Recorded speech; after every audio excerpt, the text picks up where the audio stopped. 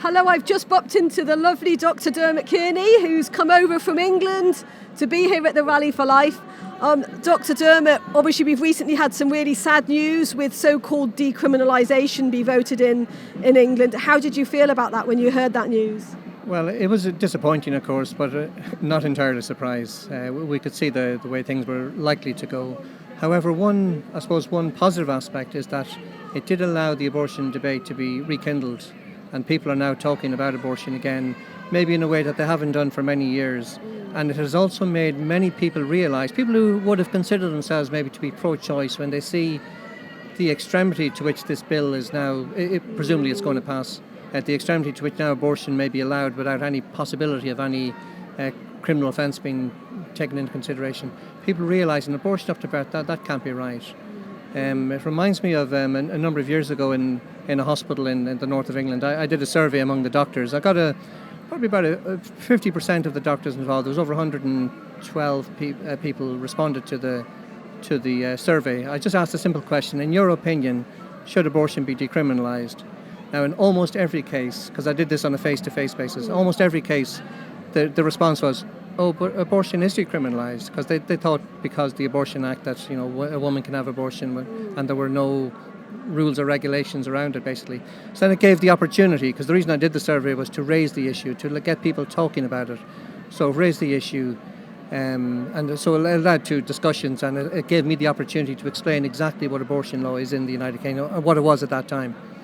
And initially, 85% of the respondents said, oh yeah, abortion should be decriminalised. But then when we actually got talking about it, when I asked them again, so I said, if I asked in another way, should abortion be legal for any reason, without restriction, up to birth, 95% said, well, absolutely not. And they all had reasons, said, it can't be beyond 24 weeks, or it can't be beyond when the baby has a heartbeat, or it can't be beyond because of various conditions that abortion is allowed. So they all had reasons why abortion should not be allowed without restriction up to birth. So it was interesting that most people at heart, including doctors, do not believe abortion should be decriminalised. They all have reasons why it's not the right thing to do. Now, there is sympathy, of course, for the mothers involved in difficult pregnancies, but the way I always put it is, do we treat poverty, homelessness, disability, do we treat that by killing the victims of these injustices? No, we deal with the injustice. We don't kill the people.